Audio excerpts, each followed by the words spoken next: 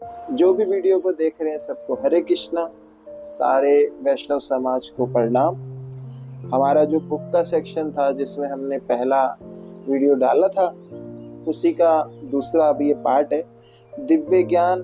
जैसे कि आप देख सकते हैं, लास्ट टाइम हमने जहाँ छोड़ी थी पुस्तक वो था 4 और 5। अब हम कवर करेंगे 6 और 7, कोशिश करेंगे कि 8 भी कर सकें। तो शुरू करते हैं।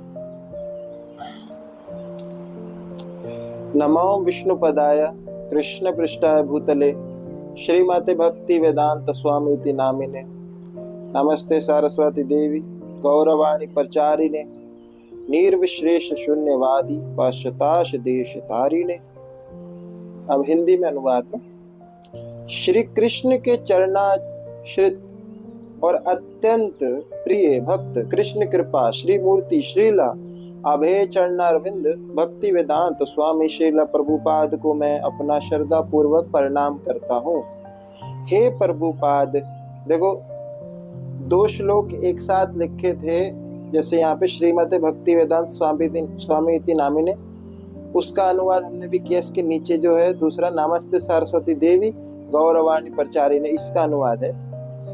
हे प्रभुपाद, हे सरस्वती गोस्वामी ठाकुर के प्रिय शिष्य, कृपा पूर्वक श्री चैतन्य महाप्रभु की वाणी के प्रचार के द्वारा निर्विशेष वाद शून्यवाद पूर्ण पश्चात देशों का उद्धार करने वाले आपको मैं श्रद्धा पूर्वक प्रणाम करता हूँ।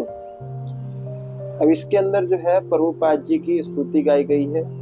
प्रभुपाद जी एक महान वैष्णव के तौर पे हम कंसिडर करते हैं।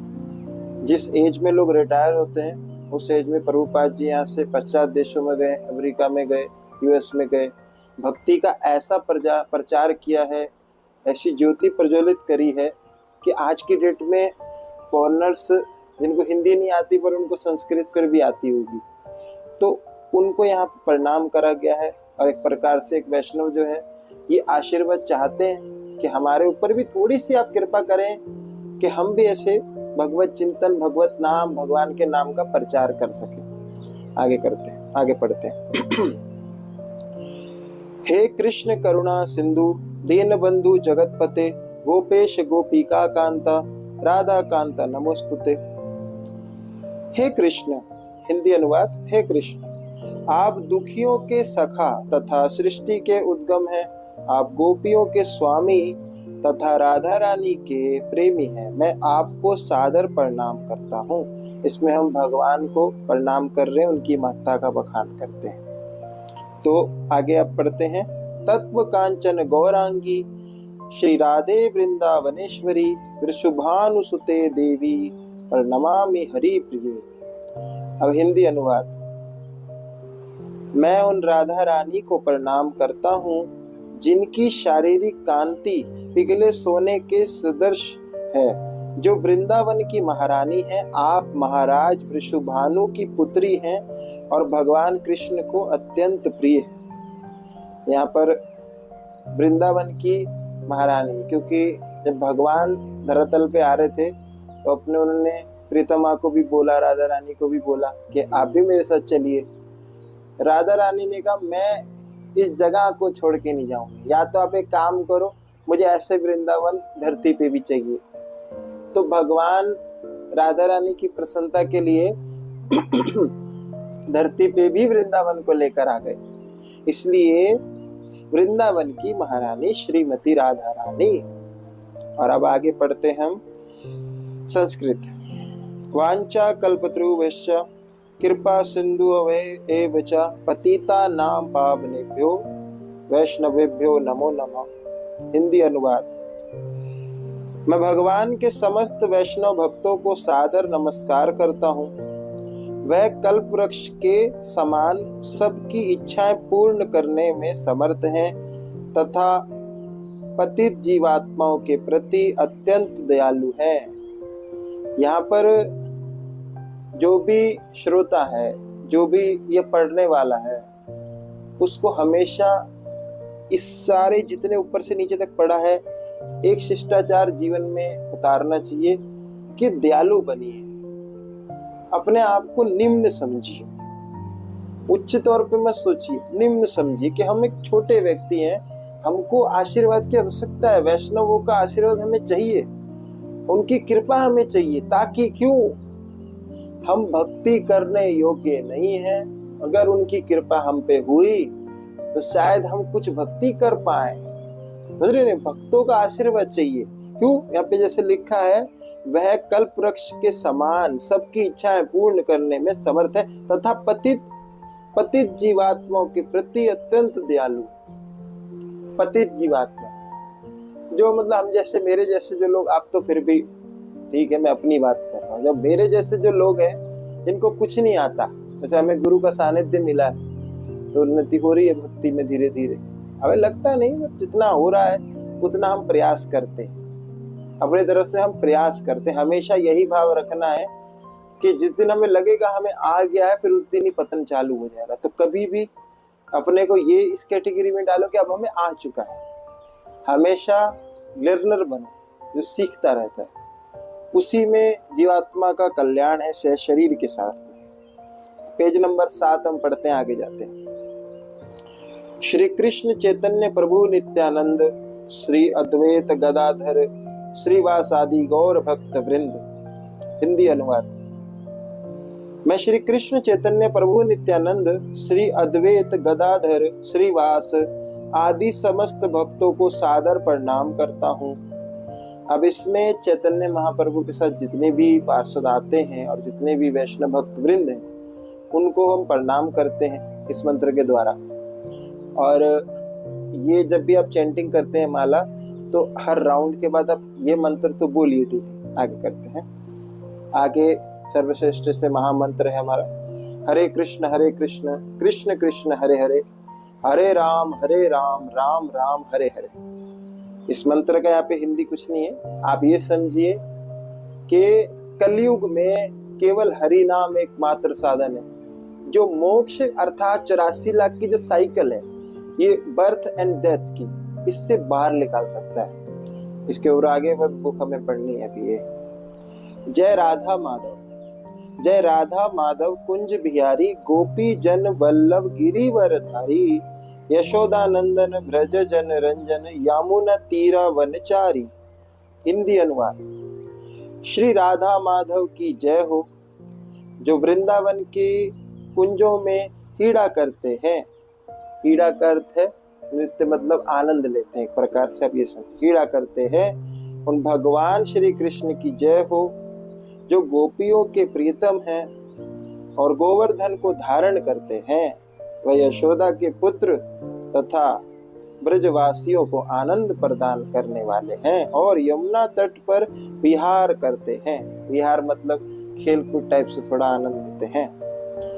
अब नीचे लिखा है कि ये जो बोला है अभी, ये कहाँ बोला जाता है? प्रत्येक अनुष्ठान, कथा आदि के आरंभ में उक्त भजन के गायन की सुंदर परिपाठी। एक भजन है, जैसे हम आरती करते हैं दिन में, भोग आरती 12 बजे होती है, तो उसमें भी ये चीज हम उच्चारण करते हैं, पूरा बोलते हैं। भक्ति विनोद ठाकुर द्वारा रचित है। और आज का दिन है, जैसे जिस दिन ये वीडियो शूट हो रहा है उस दिन की बात कर रहे हैं, तो जो भक्ति विनोद ठाकुर है उनका आज आविर्भाव दिवस भी है। आगे हम पढ़ते हैं, पेज नंबर 8। आत्म तत्व विज्ञान विषयक प्रश्नोत्तर।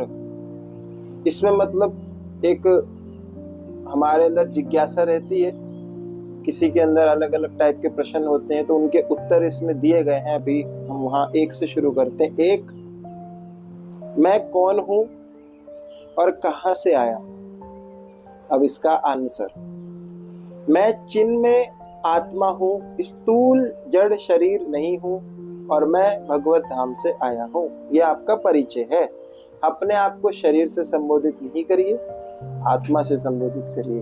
हम शरीर नहीं है, आत्मा है। स्थूल हम जो है, ये जो शरीर है हमारा, स्थूल जड़ शरीर है, ये जड़ पदार्थों से मिलके बनता है और उसमें आखिर में नष्ट होता है। जिस तरीके से मिलता है वैसे ही जाता है। इसके साथ जितनी भी आप ख्याति अर्जित करते हैं वो भी इसके साथ चली जाती है एक प्रकार से। नंबर 2, आत्मा क्या है?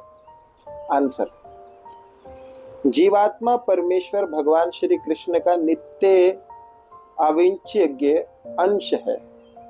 हम भगवान के ऐसे अंश हैं जो कि भगवान के समान हम भी जो है सच्चित आनंद से ही बने, पर वही है कि मन की धारणाएं भावनाएं अलग अलग, उसके कारण इस शरीर है, इसके अंदर चीजें अलग प्रकार से वर्क करती हैं और हमारी बुद्धि इतनी मलिन हो चुकी है कि ये चीजें हम समझते नहीं हैं। आगे चलते हैं। नंबर 3, आत्मा का नित्य धर्म क्या है? आंसर, भगवान पूर्ण है और आत्मा उनका अंश है, इसलिए जीवात्मा का नित्य धर्म है श्री भगवान की सेवा करना, क्योंकि अंश का कर्तव्य है पूर्ण की सेवा करना। ठीक इस प्रकार से इसको लीजिए, जैसे पिता जो होता है उसका जो पुत्र होता है वो पुत्र का दायित्व बनता है अपने पिता की सेवा करना। इसी प्रकार से हमारे जो परमेश्वर है, हमारे जो भगवान ईश्वर है, वो सच्चिदानंद भगवान कृष्ण है। तो हमारा मूल जो कर्तव्य है, जो हमारा मूल एक तत्व है दास्य भाव, वो भगवान के प्रति होना चाहिए। हमारे को उनकी सेवा करना है, ये लक्ष्य प्रमुख होना चाहिए। एज इट इज कुछ भी काम कर रहे हैं, जैसे मैं ये वीडियो शूट कर रहा हूँ एक प्रकार से, तो इसको भगवान की ओर कैसे हम ले जाएंगे, भगवान की बात करेंगे। ये मूल उद्देश्य है हमारे जीवन का। आगे पढ़ते हैं, किसी चीज पे बोलते रहेंगे तो लंबा हो जाएगा। 4, नंबर 4, शरीर में कितने प्रकार के परिवर्तन होते हैं और वह क्या क्या है? आंसर, शरीर में 6 परिवर्तन होते हैं: जन्म, वृद्धि, स्थिरता, संतान, सृष्टि, वृद्धावस्था और मृत्यु। यहाँ पे बात करी जा रही है कि जैसे शरीर में अवस्थाएं हमारी चेंज होती रहती है अलग अलग प्रकार से ना। जन्म होता है, वृद्धावस्था आती है, स्थिरता भी आती है, फिर संतान हो जाती है, फिर सृष्टि होती है, थोड़ा मतलब विकास जैसे होना, वृद्धावस्था आ जाती है, बुढ़ापा आ जाता है, अंत में देह नष्ट हो जाता है। जैसा अभी हमने बताया था कि 5 तत्वों का शरीर 5 तत्वों में विलीन हो गया दोबारा से। आगे बढ़ते हैं। नंबर 5, जीव का स्वरूप क्या है? जीव का स्वरूप है कृष्ण का नित्य दास। जीव का स्वरूप क्या है? कृष्ण का नित्य दास। जैसे भी उन्होंने बताया कि हमारा जो मूल तत्व है, मूल स्वभाव जो रहना चाहिए, स्वरूप जो हमारा है, वो है भगवान का नित्य दास, पर उसको छोड़ के माया के दास बनते हैं, विषयों के दास बनते हैं। ये कोई देखो, मैं ये नहीं बोलूंगा कि गलत या क्या चीज है। अरे भाई, संसार में है तो दिमाग का अलग अलग तरीके से होना ही है। आप साधु संग करते हैं, संतों का संग करेंगे, उनकी बातों को सुनेंगे, फॉलो करेंगे, समझेंगे, अपने आप चित्त में डेवलपमेंट आएगा।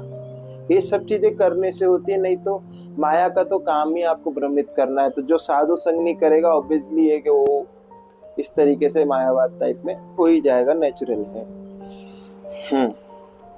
6वां, आत्मा का आकार कैसा होता है? आंसर, आत्मा का आकार केश के अग्रभाग के 10,000वें भाग के समान है। ये भाग इतना सूक्ष्म है जिसे इन आंखों से नहीं देखा जा सकता है। आत्मा जड़ पदार्थ नहीं है, इसे इंद्रियों या यंत्र द्वारा भी देखना असंभव है। यहाँ पे आप समझिए, ये गुरु महाराज परम पूज्य श्रील भक्ति योग स्वामी जी जब हम मिले थे शुरुआत में, जब मैं पहली बार मिला था महाराज जी से, तो उस समय पर हमने ये पहली बार जो मतलब उनसे ही सुना था इस चीज का कि आत्मा का आकार जो है वो बाल के अग्रभाग के 10,000वें हिस्से जितना छोटा होता है, और वही आत्मा 84 लाख प्रजातियों में भ्रमण करता है, अलग अलग प्रजातियों में जाता है। तो अब ये समझिए, हम जो आत्मा है, हमारा आकार ये है जो हृदय में वास करता है। अब इसके आगे 7वां, जड़ जगत क्या है? यहाँ पे हमने 6वां तो कवर कर लिया ना।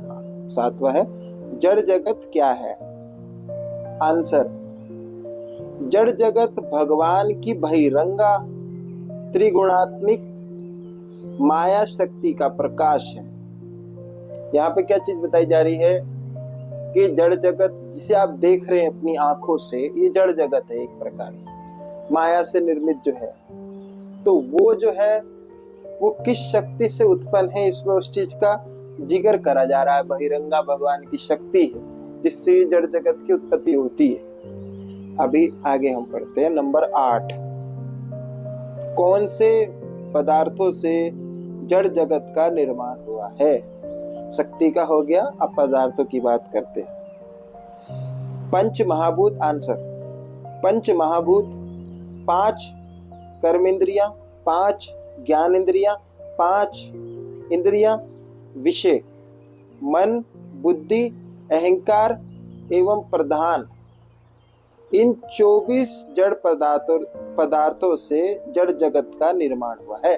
तो आपको यहां तक में समझ आया कि 24 जड़ पदार्थ हैं जिनसे जड़ जगत का निर्माण हुआ है, और जो शक्ति है भगवान की वो बहिरंगा शक्ति है जिससे जड़ जगत को शक्ति मिलती है, संचारित काम चलता रहता है। तो आज के लिए हमने जो टारगेट रखा था 8 तक कवर करना, हमने कर लिया। वीडियो शायद लंबा हो गया होगा, अब बाकी 9 और फिर 10 11 हम देखो अगली बार में कवर करेंगे, जैसा रिस्पॉन्स मेरे को इस पे मिलेगा उसके आधार पे। और पिछला वीडियो में मैंने बोला था, इस बार मैं फिर से बोल रहा हूँ, श्री गुरुदेव की जय। इस बार मैं फिर से बोल रहा हूँ कि मुझको कुछ आता नहीं है। देखो, किसी को अच्छा लग सकता है मेरे बताने का तरीका, किसी को नहीं अच्छा लग सकता है मेरा तरीका। तो जिनको अच्छा लगा है उनके लिए भी हम खुश हैं, जिनको अच्छा नहीं लगा उनके लिए भी हम खुश हैं, और क्षमा चाहेंगे कि हम ऐसा काम नहीं कर पाए जो आपको अच्छा लगा हो। तो आपके ऊपर है, आप सुन के प्रेरित होते हैं, कुछ अच्छा करते हैं, या फिर आप इग्नोर करते हैं, ये पूर्णतः आपके ऊपर है। तो आशा आपको आज का जो ये वीडियो था ये अच्छा लगा होगा। आप इसको लाइक करिए और अपने परिवार परिजनों के साथ शेयर करिए, साझा करिए। दोबारा फिर मिलेंगे एक और वीडियो में। एक और वीडियो भी डाल रखे आप चैनल पे, देखेंगे तो वीडियो है, बहुत सारे वीडियोस हैं, आप देखेंगे। क्वेश्चन होता है तो पूछ सकते हैं, मतलब बैठे ही बताने के लिए। दोबारा मिलेंगे एक और वीडियो में, तब तक के लिए हरे कृष्ण।